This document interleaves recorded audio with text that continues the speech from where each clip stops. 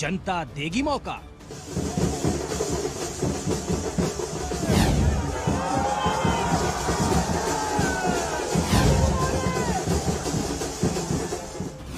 प्रियंका गांधी के लिए वायनाड मुश्किल या आसान?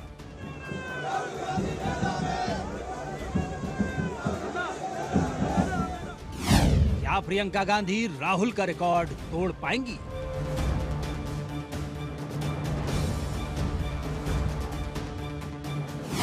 राहुल का अभेद किला अब की बार बचेगा?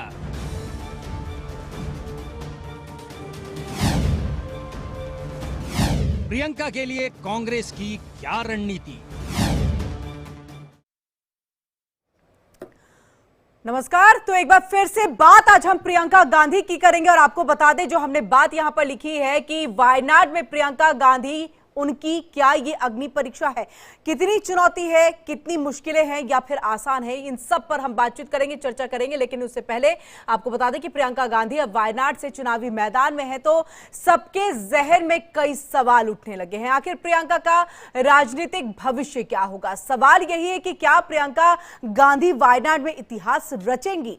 उनका जीत का अंतर राहुल गांधी से बड़ा होगा या फिर बीजेपी की नव्या हरिदास उन्हें चुनौती देंगी और कोई करिश्मा कर देंगी? जानकार जो जिस तरह से कह रहे हैं कि प्रियंका की राह वायनाड में बहुत आसान होने वाली है।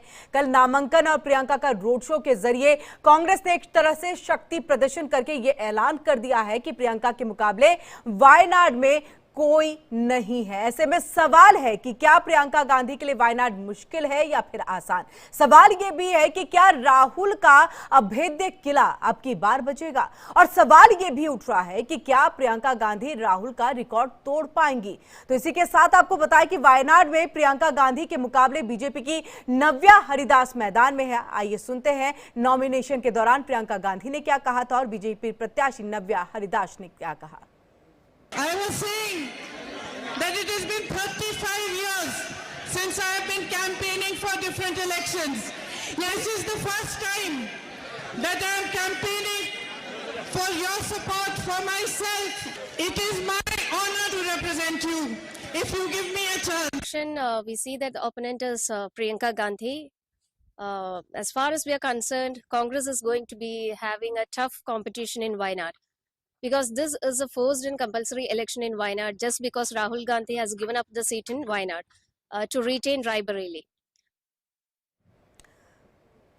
तो सुना आपने यहाँ पर प्रियंका गांधी कह रही हैं कि मैं पहली बार अपने लिए वोट मांगने आई हूँ और चुनावी मैदान में वो डेब्यू भी कर रही हैं। इसी के साथ नव्या हरिदास ने कहा है कि कांग्रेस को यहाँ पर एक बड़ी चुनौती मिलेगी। देखना ये होगा कि राह आसान है या मुश्किल प्रियंका के लिए नजर बनी है। चर्चा के लिए हमारे साथ विशेष मेहमान सब जो है वो हमसे जुड़ चुके हैं।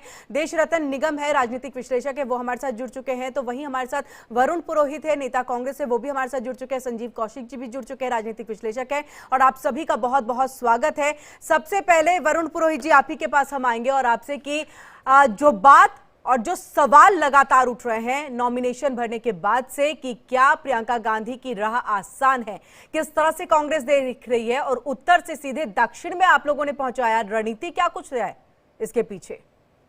अंजलि जी, कोई रणनीति नहीं है और कोई सवाल ही नहीं है। वन साइडेड इलेक्शन है, क्लीन स्वीप है। प्रियंका गांधी का एक राष्ट्रीय, पूरे गांधी परिवार का राष्ट्रीय स्वरूप है। बार बार भारतीय जनता पार्टी के दक्षिण में गए, वहां से सीट आ गए, वहां छोड़ गए, सब बातें सब बेईमानी गांधी परिवार की।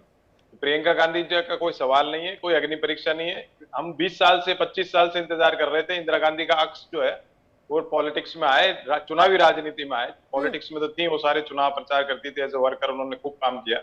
लोग उनको इंदिरा गांधी का अक्स देखते हैं उनके अंदर, और इंदिरा गांधी का जैसा नेता देश में हुआ नहीं है। तो ये अग्नि परीक्षा तो चुनाव जीतने के बाद उनकी होगी।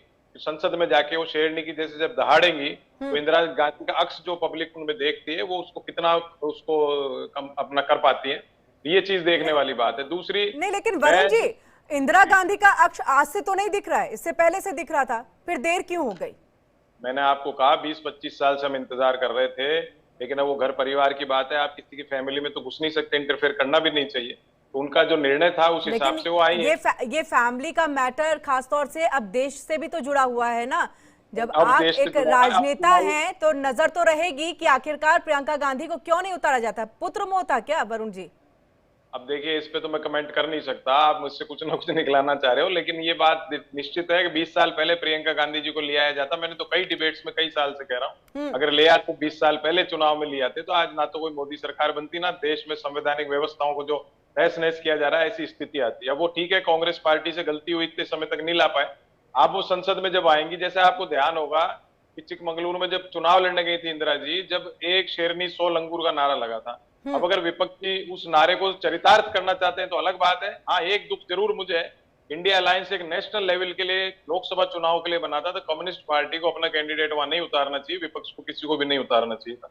अब ठीक है, उनकी समझ ऐसे हिसाब से वो केरल की राजनीति के हिसाब से करना चाह रहे हैं, लेकिन इंदिरा गांधी प्रियंका गांधी के लिए कोई सवाल नहीं है, कोई अग्नि परीक्षा नहीं है। जब तक वो जीत के आने के बाद संसद में जब आएंगी, हाँ। जब उनकी अग्नि परीक्षा तब प्रारंभ होगी, अग्नि परीक्षा जो है उसकी शुरुआत होगी। संजय राणा जी भी हमारे साथ यहाँ पर जुड़ चुके हैं, राजनीतिक विश्लेषक है। संजय जी, आपका भी बहुत बहुत स्वागत है। लेकिन उससे पहले देश रत्न निगम जी आपके पास हम आएंगे और आपसे, क्योंकि हमने यहाँ पर कहा है कि कितनी बड़ी अग्नि परीक्षा है प्रियंका गांधी के लिए।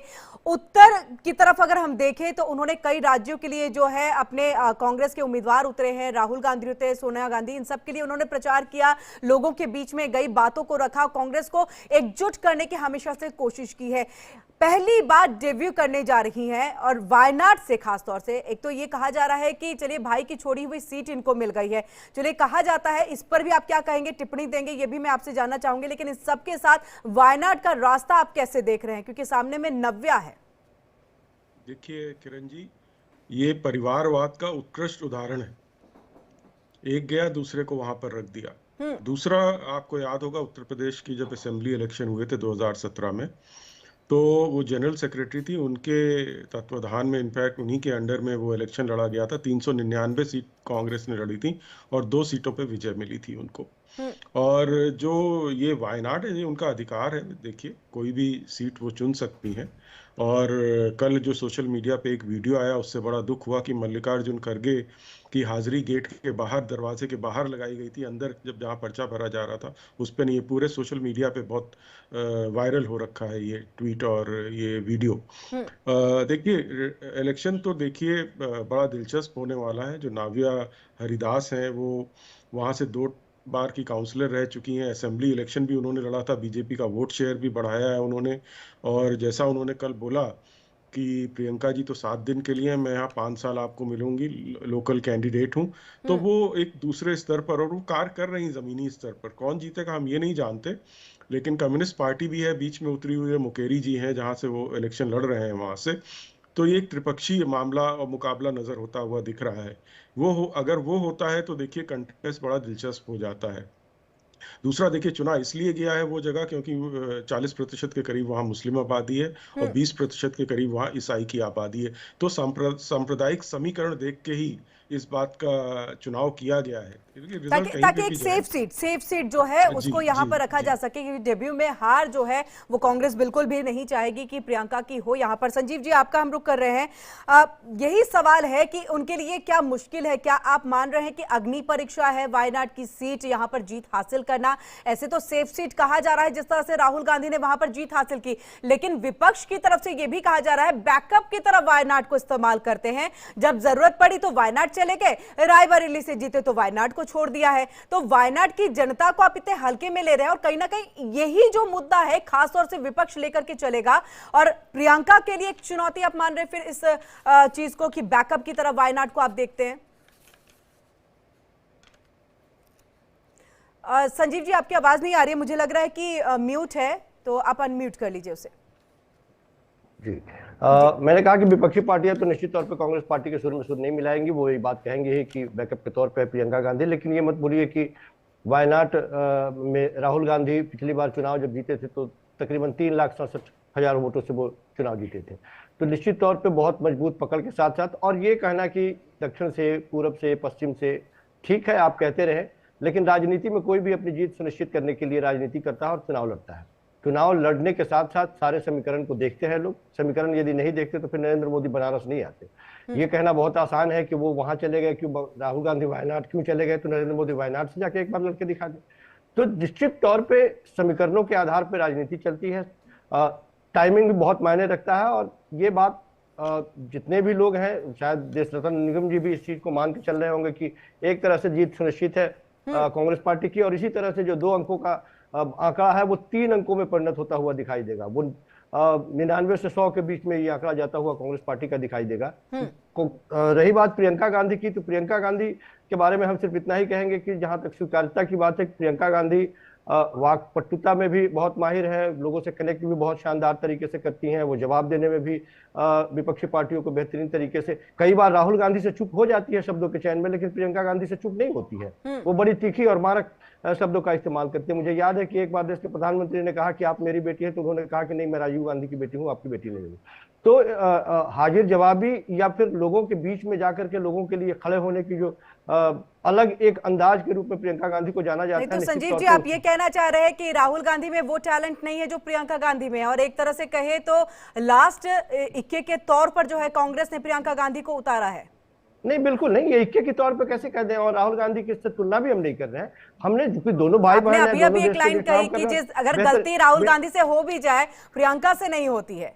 हाँ, क्योंकि मैंने कहा शब्दों के चयन में जितनी, राहुल गांधी दिल के बुरे नहीं है। राजनीति भारतीय जनता पार्टी के सामने जिस तरह की राजनीति करनी चाहिए, कई बार वो बिल्कुल साफ गोई से जो बात कहते हैं, भारतीय जनता पार्टी शब्दों को पकड़ के लपेट देती है उनको, लेकिन प्रियंका के शब्दों को लपेटना आसान नहीं होता भारतीय जनता पार्टी के लिए। तो मैं शब्दों के चयन के मामले में कह रहा हूं, राहुल गांधी की राजनीति करने की शैली यदि बेहतरीन नहीं होती, तो जिस राहुल गांधी और कांग्रेस पार्टी के पूरे अस्तित्व को खत्म करने की बात होती, कांग्रेस मुक्त हिंदुस्तान करने की बात होती, वो दुगुनी ताकत से 53 से 99 कैसे पहुंच जाती? तो सारे दारों 99 पे ही तो पहुंची है संजीव जी, 99 पे ही पहुंची है। हरियाणा हार गई है, जम्मू